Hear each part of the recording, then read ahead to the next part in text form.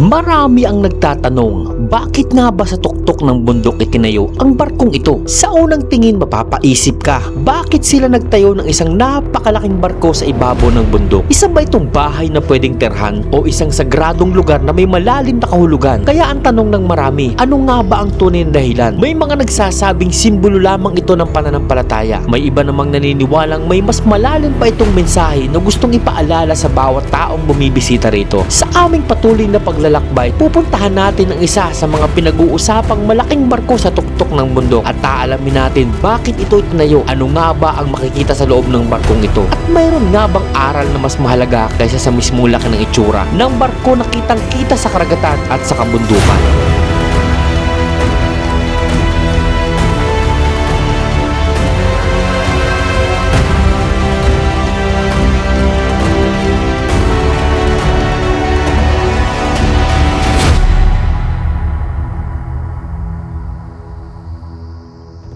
Mula Suluan Island kung saan pinuntahan namin ang isang abandonadong Japanese military base sa pinakatuktok ng bundok, bumiyahe kami pabalik ng Giwan Port at mula Giwan Port ay kailangan namin maglakbay ng halos 9 na oras para marating itong isang barko na nasa tuktok ng bundok. At sa aming paglalakbay, isa sa mga pangarap ko ang natupad, ang makadaan sa makasaysayang San Juanico Bridge.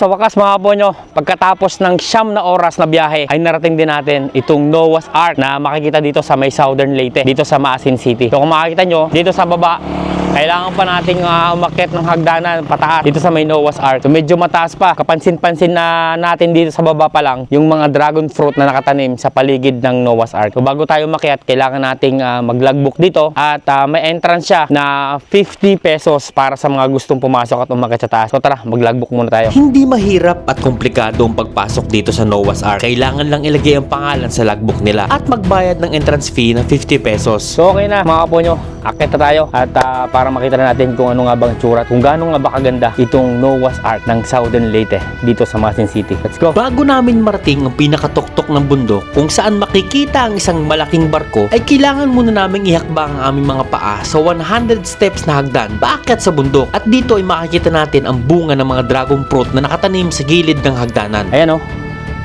ganda, di ba? Ang gandang makita ng mga dragon fruit. Ganito pala siya mamunga. Tara, tuloy tayo. Medyo matarik din ang hagdanan at kung hindi ka talaga sanay na umakyat sa matatarik na lugar, medyo mapapagod ka at hihingalin ka rin ng konti. Medyo matarik. Malapit tayo. At pagkatapos nga ng ilang minutong pag-akyat sa hagdan, sa wakas ay narating din namin ang isang barko na itinayo dito sa tuktok ng isang bundok. Mga ponyo, sa wakas, narating din natin ang Noah's Ark na matagal ko nang gustong puntahan. Dito pa lang panalong-panalo na tayo mga ponyo. Look at this! Ang ganda ng view. Sobrang ganda ng pwesto ng Noah's Ark na ito mga ponyo. Talagang kahit medyo hingal tayo konti, pero sulit. Napakaganda ng lugar. So tara mga ponyo, samahan nyo ako. Explore natin itong Noah's Ark ng Maasin City.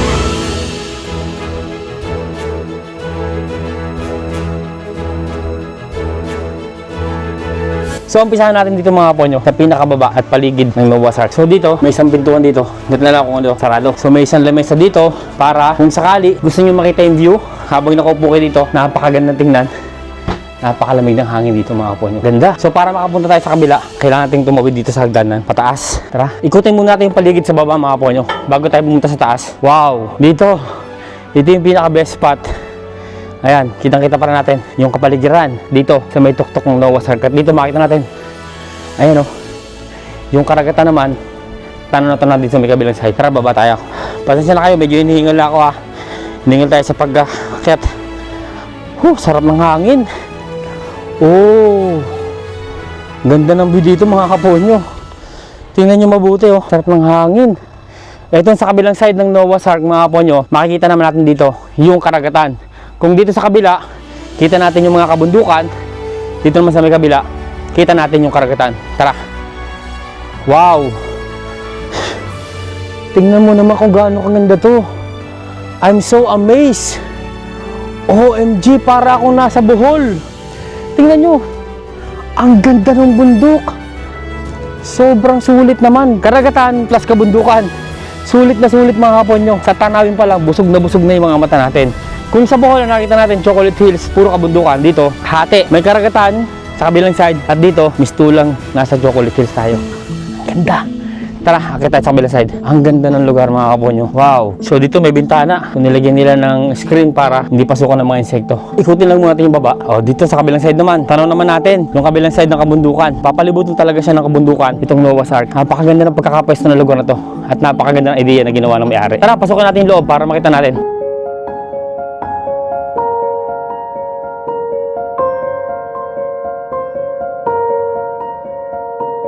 So dito mga kaponyo, pagpasok nyo, ang lamig ng hangin sa loob. So dito makikita natin dito yung Southern Leyte Times Balanced News Constructive View. So na-feature na siya sa Southern Leyte Times. At dito makikita natin yung pangalang NOAA and yung mga permit na ginamit. Sila yung may-ari nitong napaka-prestihosong design ng Noah's Ark. At dito may CR, kaya wala kang problema.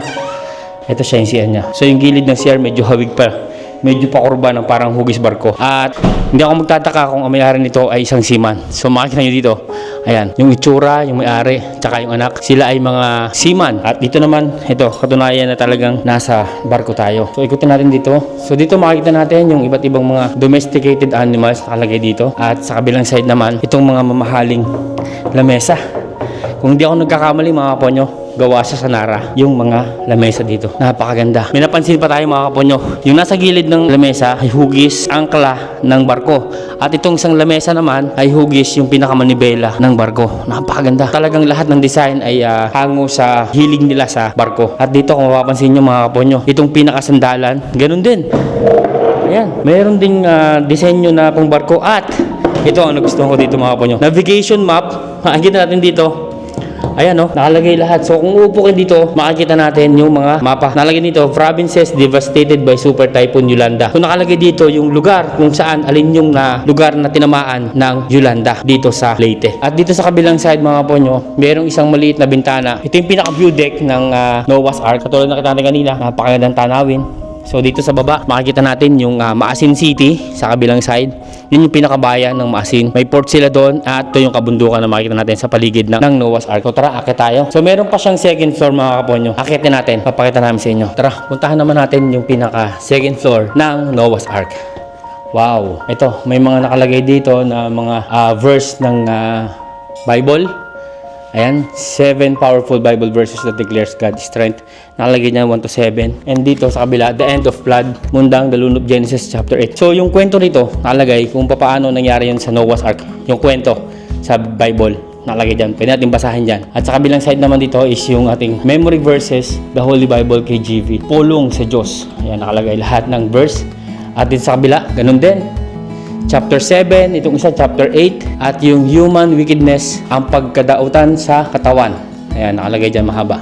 So kung may time kayo pumunta rito at magbasa, pwede nyo basahin dito. At ito nakalagay, puro verses ng Bible nakalagay dito. Kasi nga, Noah's Ark to. So yung kwento ng Noah's Ark, nakasulat sa Biblia. Kaya nilagay nila dito, at dun sa mga pupunta dito na walang idea kung ano ba yung nangyari sa Noah's Ark noong panahon na yon, pwede niyong basahin. At dito, ito ang natuwa. Literal na para kayo nasa barko, nasa unahan ng barko. May manibela dito, pwedeng ikutin, ma-experience nyo kung paano nga ba magmaneho at ano yung view sa unahan ng barko. Yan, ganyan yung view. Nasa harapan tayo ng Maasin City, sa tapat niyan mga kabundukan at yung karagatan. So napakagandang makita. Nandito tayo ngayon. Hawak natin ang manibela ng Noah's Ark mga kaponyo. So sobrang ganda. Sulit na sulit. Dun sa halagang 50 pesos na entrance, hindi na kayo lugi dito mga kaponyo. So sobrang ganda dito.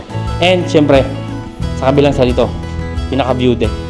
Ayan, sobrang ganda naman dito. So pwede kayong maupo dito. Ayan, may mga upuan dito. At habang nakaupo kayo dito, ramdam nyo yung sariwang hangin na dumadampi sa ating mga muka. At tanaw natin yung magandang kabundukan at yung magandang kalawakan ng karagatan na makikita dito sa taas ng Noah's Ark. So sobrang sulit na makita itong Noah's Ark. Kung mahilig kayo sa mga nature, sobrang sarap dito. Nandito tayo ngayon sa unahan ng barko ni Noah's Ark. So I think pwedeng tumayo dito para makita natin yung view. At medyo nakakangilo lang tumayo kasi kitang-kita mo yung baba. So kailangan lang humawak para hindi tayo mahulog So hindi ko alam kung pwede nga ba tumayo, pero may nakalagay dito, pinakasahig. I think pwedeng tumayo. And sa kabilang side naman, paikot siya. Same thing pa rin. Meron ditong mga upuan. Ay, medyo mainit dito kaya hindi advice na tumayo dito. So tara, pasok tayo sa kabila. Punta naman tayo sa may likod. So dito naman sa likod, ayan, makita natin dito yung pinaka back area ng Noah's Ark. At dito makita natin yung kalsada kung saan papunta dito and yung kabundukan sa likod ng Noah's Ark. So far, sobrang sulit na pumunta dito mga kaponyo. Kung mahilig kayo sa nature, na-appreciate nyo yung ganda ng kalikasan, pumunta kayo dito sa Maasin City kung saan makikita yung Noah's Ark na binilt na tinayo dito sa Southern Leyte. So sobrang sulit at napakaganda na makita itong gandong lugar. Hindi siya ganun kadaling itayo at I think yung may-ari talaga napaka-creative na mabuo itong Noah's Ark. So mga kaponyo, mayroon tayo dito mga kabataan na kasama natin na mag-ikot dito sa Noah's Ark. Tanungin natin kung ano ba yung experience para alam nyo if ever na pupunta kayo dito, sila yung makakapagsabi ko na experience. Kamusta? Bakit kayo nandito ngayon sa Noah's Ark? Our experience is very nice. Pagpunta namin dito is medyo mahirap and nakakahingal. But pagka punta namin dito sa itaas is napakaganda ng tanawin. Sobrang mahangin din Pumunta po. din kami dito kasi para mawala yung stress. First time nyo ba dito? First time? Okay. So anong masasabi nyo dun sa structure naman ng Noah's Ark? It's very nice. Maganda siya. Kasi nakikita yung view talaga. As in, lahat ng view. Muli mga kaponyo, maraming salamat sa pagsama sa akin na ma-explore at mapuntahan itong Noah's Ark dito sa Maasin City sa Southern Leyte. Sobrang sulit at sobrang ganda. Kung malapit lang kayo dito at kayang-kaya nyo puntahan itong Noah's Ark, puntahan nyo dahil sulit na sulit at talagang isa sa magiging memorable experience nyo na makapunta dito sa Noah's Ark. So muli, thank you very much mga kaponyo. Ako si Pon TV at nag-iiwan sa inyo ng gawin nating posible ang imposible. Subscribe to Pon TV! The places I'll be at, you cut through